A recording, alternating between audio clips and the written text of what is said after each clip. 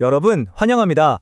우리가 매일매일 내리는 수많은 결정들 뒤에 사실은 보이지 않는 거대한 엔진이 숨어 있다는 거 알고 계셨나요? 오늘 이 시간에는 일상생활과 가정관리의 이면에 숨겨진 학문적 틀을 싹 다 파헤쳐 볼까 합니다. 우리 삶의 방향을 쥐고 흔드는 이 투명한 힘, 그 정체가 뭔지 지금부터 하나하나 해독해 보죠. 본격적인 이야기에 앞서서 스스로에게 이 질문을 한번 던져보셨으면 좋겠어요. 대체 왜 우리는 다들 이렇게 다르게 사는 걸까요?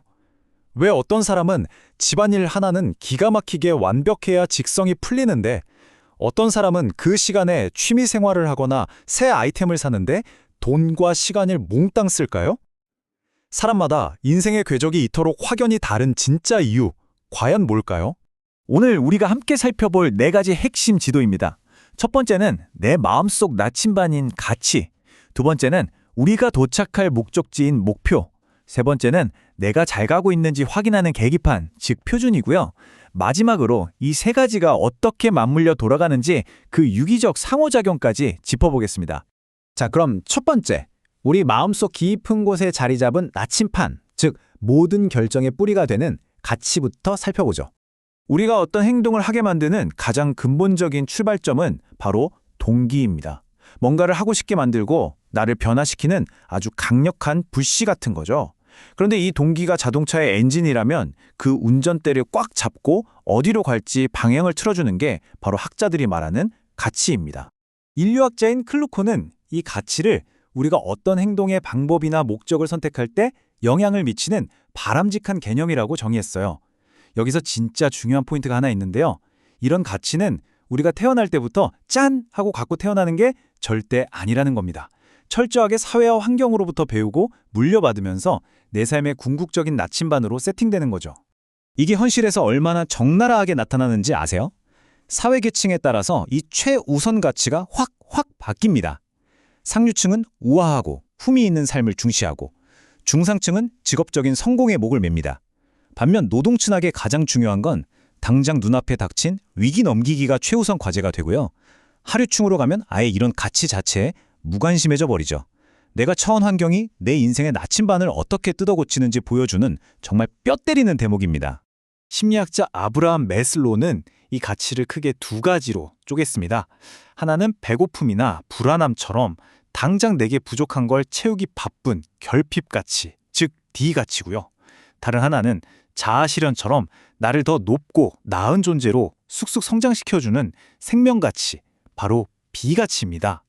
이 개념들이 차곡차곡 쌓이면서 만들어지는 게 그 유명한 매슬로우의 욕구 단계설입니다. 아주 기초적인 육체적 생존에서 출발해서 안전, 소속감, 남들에게 인정받고 싶은 존경을 거쳐 마침내 꼭대기에 있는 자아 실현까지 쭉 뻗어 올라가는 그림, 다들 한 번쯤 그려보셨죠? 슬레이트라는 학자는 이걸 좀 더 실용적으로 네 가지로 분류했습니다. 전통을 고수하는 유형, 사람들과의 사회적 관계를 중시하는 유형, 내 식대로 하는 자율형, 그리고 끊임없이 새로움을 쫓는 변화형. 우리는 각자 이 네 가지 중 하나, 혹은 그 조합으로 만들어진 나침반을 들고 길을 나서는 겁니다. 자, 내 나침판이 어떻게 생겼는지 알았다면 이제 그 나침판이 가리키는 곳으로 가봐야죠.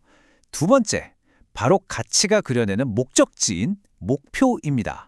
목표란 건 내 가치관에 뿌리를 두고 기꺼이 땀 흘려서 이뤄내고 싶은 아주 구체적인 타겟을 말합니다. 근데 재밌는 건 목표들 사이에도 계급장이 있다는 거예요.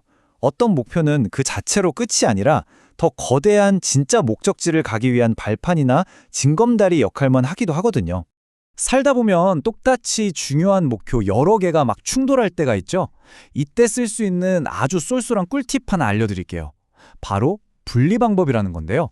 딱 정해진 기간 동안에는 다른 목표는 아예 세상에 없는 것처럼 치고 오직 한 가지 목표에만 내 모든 에너지를 몰빵하는 전략입니다. 목적지도 정해졌으니 이제 세 번째로 넘어갑니다. 내가 지금 제대로 달리고 있는지, 속도는 적당한지 수시로 들여다볼 수 있는 계기판, 바로 표준입니다. 표준은 내 목표가 얼마나 잘 달성됐는지 그 질과 양을 측정하고 판단하는 잣대입니다. 당연히 내 가치관이나 목표에서 바로 튀어나오는 거긴 한데 이게 생각보다 내가 가진 돈이나 시간 같은 자원, 그리고 내가 처한 환경에 엄청나게 휘둘립니다. 여기서 아주 팽팽한 줄다리가 시작됩니다. 남들 눈치 보고 사회적 관습을 따르는 전통적 표준과 내 상황에 맞게 융통성을 발휘하는 유연적 표준이 부딪히고요. 또 딱 떨어지는 숫자로 측정하는 양적 표준과 내 삶의 질을 확 높여주는 본질적인 질적 표준이 서로 치열하게 대립하는 거죠.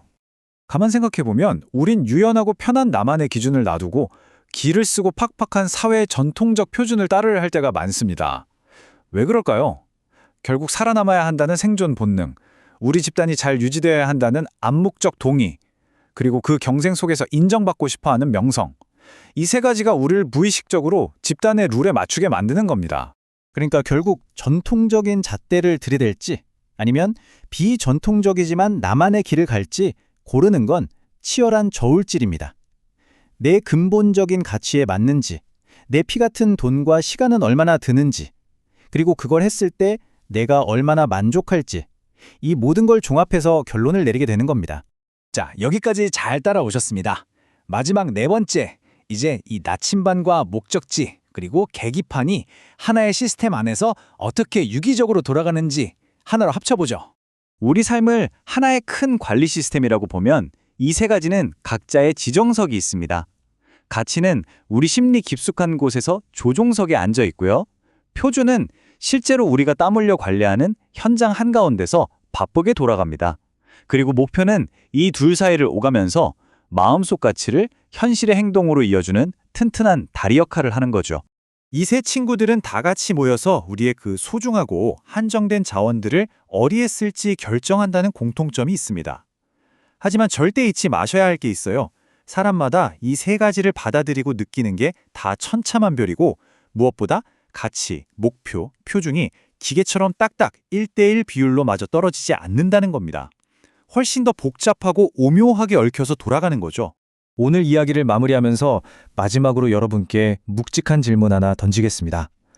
여러분이 매일매일 시간과 돈이라는 희소한 자원을 쓰면서 살아가고 있잖아요. 과연 그 삶의 운전대를 잡고 있는 보이지 않는 엔진, 진짜 주인은 누구입니까? 지금 여러분을 이끄는 그 기준이 온전히 나만의 것인가요? 아니면 사회가 정해준 것을 그저 따라가고 있는 건가요? 오늘 하루 이 질문에 대한 답을 곰곰이 생각해 보시길 바라며 이 시간 마치겠습니다. 함께 해주셔서 감사합니다.